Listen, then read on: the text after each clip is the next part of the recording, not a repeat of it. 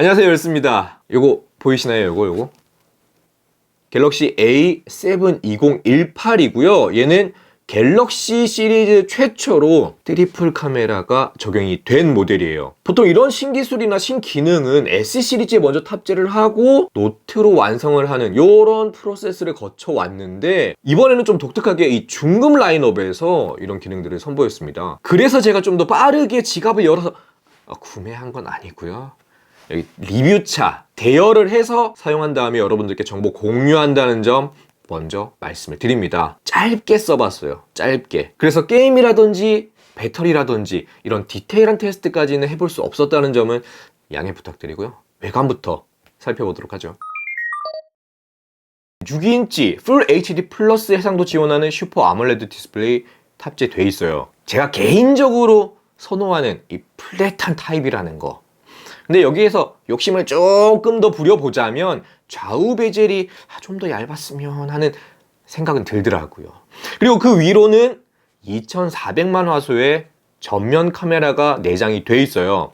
얘를 통해서 아웃포커싱으로 베개 확 날리는 거, 이런 것도 가능합니다. 광량이 조금 부족한 환경이라든지 저조도 환경에서 셀피 촬영을 할 때, 그리고 좀 다각도로 조명을 때려가지고 이 콧날을 살린다던가 없는 턱선을 만든다던가 할 때 이렇게 써먹을 수 있는 전면 플래시가 탑재되어 있습니다. 후면을 보게 되면 정체성이라고 할 수 있는 이 트리플 카메라 3개 들어가 있다는 소리죠. 트리플 카메라가 내장이 되어 있어요. 이 3개의 카메라가 뭐 사진을 찍어서 뭐 3장을 갖다 붙여서 뭐 어떻게 이게 아니라 독립적으로 동작을 해요. 이게 무슨 말이냐면 스냅샷이나 자동 촬영 혹은 장면에 최적화된 촬영을 할 때는 정 가운데에 있는 2400만 화소의 카메라가 동작을 하고요. 그리고 이 라이브 포커스 기능을 활용할 때는 가장 윗단에 있는 500만 화소의 카메라가 동작을 합니다. 그리고 지금까지 갤럭시 시리즈는 이 줌, 그러니까 망원 화각을 지향했었는데 갤럭시 A7 2018에서는 이 광각 촬영을 지원합니다. 가장 밑에 있는 800만 화소 카메라가 동작하면서 120도 화각의 광각 촬영이 가능합니다. 이 갤럭시 A7 2018에서는 트리플 카메라 말고 또 하나의 특징이 하나 더 들어가 있어요. 바로 이 측면 지문 인식. 저는 이 후면 지문 인식보다는 측면 지문 인식 버튼이 훨씬 더 편하더라고요. 이게 지문 인식 센서로도 활용이 되지만 전원 버튼 역할도 겸하고 있습니다. 2번 따닥하면 카메라 호출해오고요. 설정에서 제스처를 활성화를 해주면 스리슬쩍 어루만져주는 것만으로도 알림창 내렸다가 올렸다가 하는 등의 동작도 가능했습니다. 그리고 저는 오른손잡이지만 이 한 손 사용을 할 때는 보통 왼손을 쓰는 게 일반적이거든요. 여러분들은 어떠실지는 잘 모르겠어요. 근데 이렇게 그립을 했을 때 중지라든지 검지가 자연스럽게 이 포지셔닝이 돼요. 좀 이런 동선들이 꽤 편하더라고요.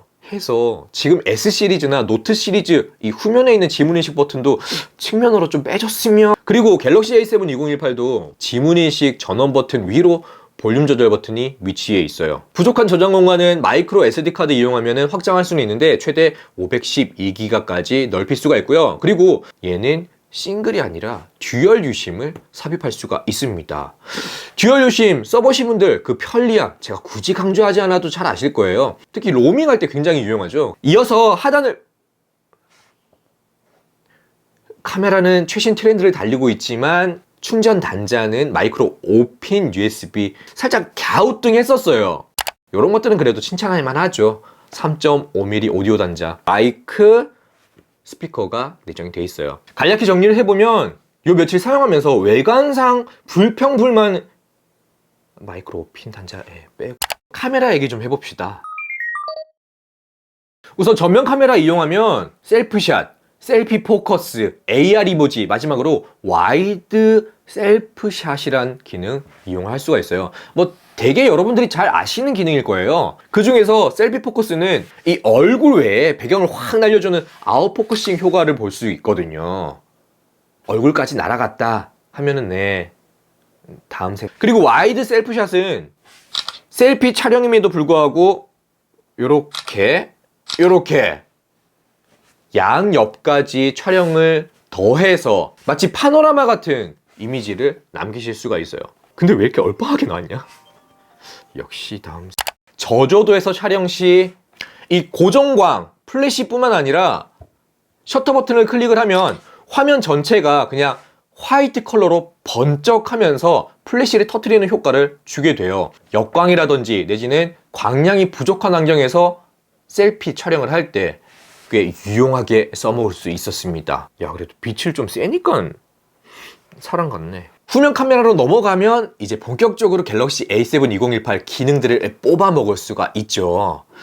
인터페이스가 조금 다를 거예요. 여기 보시면 일반 그리고 광각 촬영을 전환하는 이 이모티콘이 별도로 위치해 있어요. 얘를 눌러보게 되면 화각이 120도 그리고 일반 화각 변경되는 거 확인이 되실 텐데, 카메라마다 독자적으로 역할을 담당하다 보니까 이 화각이 변경될 때 화각은 물론이거니와 이 화질도 어느 정도 변경이 된다는 거 알아두시면 좋을 것 같아요. 일반적으로 촬영을 할 때는 2400만 화소 카메라 변경하게 되면 이 800만 화소의 카메라로 촬영을 하기 때문에 결과물이 조금 차이가 날 수밖에 없습니다. 여기에 전면 셀피와 동일하게 라이브 포커스 기능도 쓸 수 있습니다. 거리라든지 배경의 흐림 정도라든지 좀 이런 디테일한 부분에서는 후면 카메라가 조금 더 낫다. 그리고 여기에 피사체나 장면에 따라서 최적화된 장면 촬영, 컬러 톤 등을 제공합니다. 지가 알아서요. 자, 이렇게 장면 최적화 촬영을 할 때는 센터에 있는 2400만 화소의 카메라가 동작을 하게 됩니다. 사실 정말 좋다라고 할 정도의 결과물은 얻기는 힘들었어요. 프로 모드를 돌려놓고 장노출로 찍어보려고 했는데 갤럭시 A7 2018에서는 이 셔터 스피드를 조작할 수가 없었습니다. 조작할 수 있는 거라곤 화이트 밸런스 그리고 ISO 끝으로 노출값 정도였어요. 실질적으로 야간 촬영 좀 더 좋은 결과물을 얻기 위해서는 이 셔터 스피드 값을 조절해 줄 필요가 있는데 그게 안 돼서 살짝 아쉽더라고요. 갤럭시 A7 2018에서는 햅틱 진동을 지원하진 않습니다. 그리고 잠금 화면 시 이 아래에 있는 홈 버튼을 이용해서도 화면을 바로 켜실 수가 있어요. S 시리즈나 노트 시리즈는 이 홈 버튼을 길게 누르면 화면이 열렸잖아요. 근데 얘는 그 홈 버튼을 톡톡 2번 터치를 해주시면은 화면이 열리게 될 겁니다. 그리고 삼성페이라든지 빅스비 홈, 빅스비 비전 같은 기본적인 기능들도 다 탑재가 되어 있으니까 너무 고가의 제품은 라고 하셨던 분들이라면 갤럭시 A7 2018 참고해 보시는 것도 좋겠죠. 얘 역시도 마음 같아서는 좀 곁에 두고 오래 써보고 싶은데 보내줘야 합니다. 시간이 됐어요. 예. 자, 갤럭시 A7 2018 리뷰 여기까지 하겠고요. 네. 구독하기, 좋아요, 알림 체크해 두시고 다음 영상도 빠르게 만나보시기 바랄게요. 지금까지 드로그의 열쇠였습니다. 빠이! 800만 화소의 광각, 그래서 가장 밑에 있는 이 800만 화소의 카메라를 이용하면, 그래서 야, 발음이 왜 이렇게 안 돼?